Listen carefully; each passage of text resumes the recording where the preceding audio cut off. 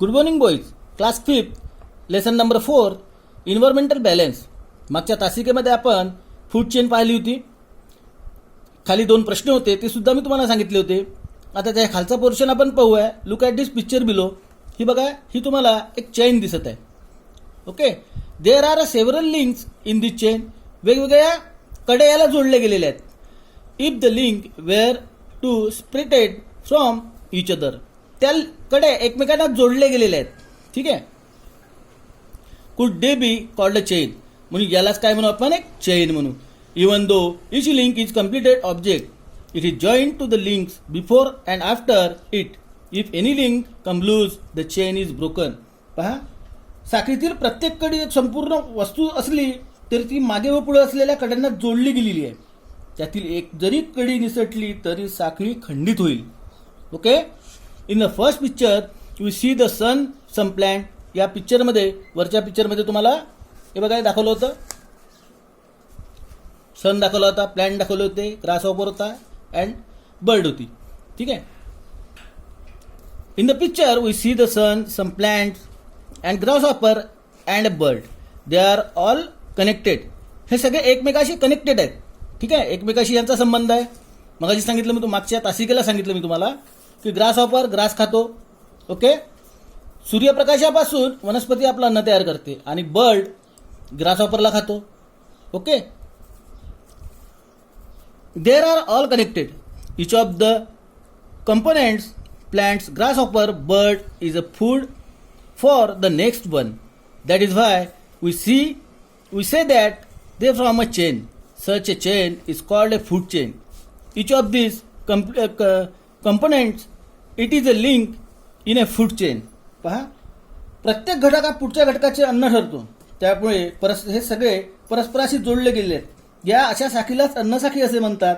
आणि प्रत्येक घटक एका अन्नसाखळीची एक कडी आहे. हे चित्र पहा.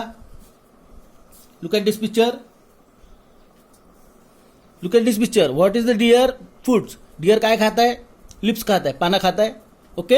What is a food for the tiger. टायगरचं अन्न कोणतं राहील. टायगर हे पानं खाते का, नाही. टायगर काय खाते मग. टायगर हा जिवंत प्राण्यांना खातो. फॉर एक्झाम्पल डिअर, नाही का.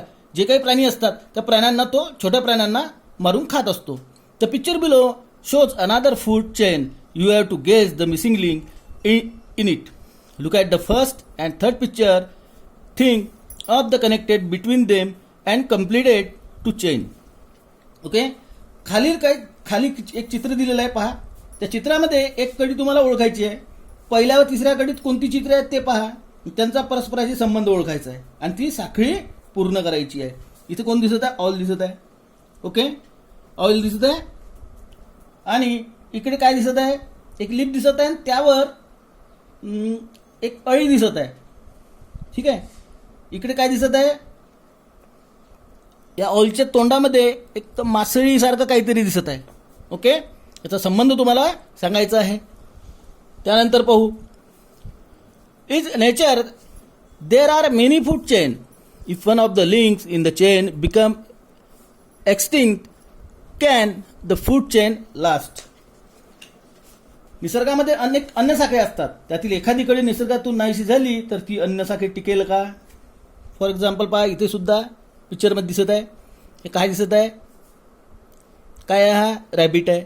हा काय खातोय, ग्रास खातोय. हा स्नेक आहे. हा स्नेक या रॅबिटला खातो.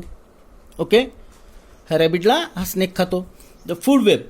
Observe the various food chain. Show the picture below. पहा, खाली काही पिक्चर दिलेले आहेत, चित्र दिलेले आहेत. त्या चित्रांचं निरीक्षण करायचं आहे. हे बघा. Can you tell, find a different food chain of which the worm and mouse from a link. काय आहे, खाली चित्रामध्ये निसर्गातील काही अन्नसाखळ्या दाखवल्या त्या आपण पाहू. उंदीर आणि अळी हे कोणत्या अन्नसाखळ्याचे घटक आहेत ते शोधा. एकच सजीव वेगवेगळ्या अन्नसाखळ्यांचा घटक असू शकतो. त्यामुळे निसर्गात अन्नजाळे दिसत असते. One living thing can be part of a number of food chain that gives rise to food web in nature. हे बघा, ॲरो दिसत आहे. सगळे ॲरो दिसत आहे. कोण कोणावर अवलंबून आहे या चित्रामध्ये दिसत आहे. हे पूर्ण यालाच अन्नसाखळी असे म्हणतात. The food web from by the interlinking of several food chains. यालाच आपण काय म्हणू, विविध अन्नसाखळी मिळून तयार झालेले एक अन्नजाळे आहेत. ठीक आहे, म्हणजे वन थिंग दुसऱ्या थिंगवर अवलंबून आहे, यावरून लक्षात येते. The most important food in food chain plants. पहा, अन्नसाखळीतील मुख्य अन्न हे वनस्पती आहे. जास्तीत जास्त वनस्पती म्हणजे every living thing get it food from the environment. म्हणजे प्रत्येक सजीवाला लागणारे अन्न हे पर्यावरणातून आपल्याला मिळत असते. Many animals and environment eat only plants. म्हणजे आपल्या पर्यावरणातील अनेक प्राणी फक्त वनस्पतीच खातात. Other animal eat the animal that live on plants. आणि वनस्पती खाणारे प्राणी खाऊन इतर प्राणी जगतात. Okay, but plants make their own food in the presence of sunlight using water and carbon dioxide from the air. फक्त वनस्पती एकमेव असा सजीव आहे की तो हवेतील कार्बन डायऑक्साईड, पाणी आणि सूर्याच्या उष्णतेपासून, सूर्यप्रकाशापासून आपलं अन्न तयार करतो. म्हणजेच आपल्या it mean that plant are the main support of every food chain. म्हणजेच प्लांट हा आपल्या अन्नसाखळीचा मुख्य घटक आहे. ओके, बघा इथे दिसत आहे, कार्बन डायऑक्साईड खातोय, ऑक्सिजन सोडतोय आणि वॉटर जमिनीतून त्याला मिळतं. ओके, आणि काही सत्वसुद्धा त्याला जमिनीतून मिळतात. नेक्स्ट आहे इन्व्हायरमेंटल बॅलन्स. आता आपल्या पर्यावरणामध्ये लुक ॲट दिस पिक्चर. हा काय आहे, त्याला जिराफ म्हणतात. हा काय करतोय, झाडाचे पानं खातोय. There are many food chain in our environment. अनेक अन्नसाखळ्या आपल्या पर्यावरणामध्ये आहे. Because of this food chain every living thing get a food it need therefore continues to live. म्हणजे पर्यावरणातील अन्नसाखळ्यामुळे प्रत्येक सजीवाला अन्न मिळत राहते व तो जगत राहतो. Therefore, continues to live. Microorganisms living in the soil help the process of decomposition of plant, reduce dead animal, etc. फक्त काय म्हणू आपण, मायक्रो ऑर्गॅनिझम म्हणजे हे छोटे छोटे सूक्ष्मजीव हे काय करतात, पालापाचोळा, प्राण्यांची मृत शरीरे, मलमूत्र हे पदार्थ कुजवण्याचे काम मातीमध्ये असणारे सूक्ष्मजीव करतात. यामुळे as a result substances that help the growth of plant and farm. यामुळे काय होते, मातीमध्ये वनस्पतींना पोषक असे पदार्थ तयार होतात आणि त्याचा वापर करून वनस्पती वाढतात. Help the growth of plant and farm the get added to the soil. Plant use them for the growth.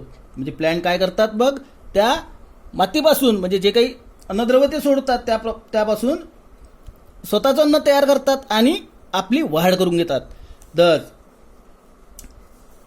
plants use substances in the soil in their growth, and when plant and animal die, the decomposition of their remains added these substances to the soil once again.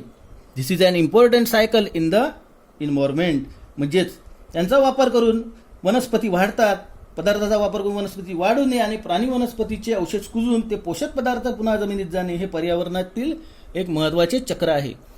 Also living thing get a continuous supply of water because of the water cycle. याशिवाय पर्यावरणातील या जलचक्रामुळे सर्व सजीवांना पाणी मिळत असते. Living thing use oxygen from the air from breathing and give out carbon dioxide gas. Living things म्हणजे सजीव श्वसनासाठी वातावरणातील ऑक्सिजन वापरतात आणि सोडलेला कार्बन डायऑक्साईड वायू वापरून वनस्पती त्यांचे अन्न तयार करतात. Plants use the carbon dioxide from the air from making their food. Oxygen is given out in this process and get added to the air again. This too is a cycle in nature. म्हणजेच वनस्पती काय करतात, carbon dioxide शोषून घेतात आणि आपल्यासाठी हवेमध्ये प्राणवायू सोडतात. There are several other such cycle in nature. That there is interaction almost among living things and between living and non-living things in nature. म्हणजे पुन्हा पर्यावरणात अशी अनेक इतरही चक्रे असतात. सजीव निर्जीव यामध्ये परस्पर देवाणघेवाण होत राहते. यामुळेच पर्यावरणातील अन्नसाखळ्या अबाधित राहतात.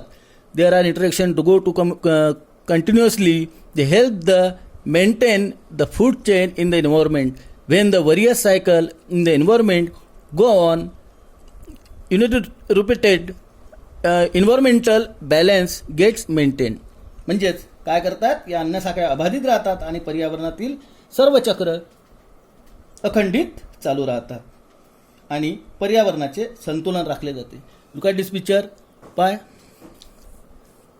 रिव्हर दिसत आहे, झाडं दिसत आहे, नाही का. विद्यार्थी मित्रांनो,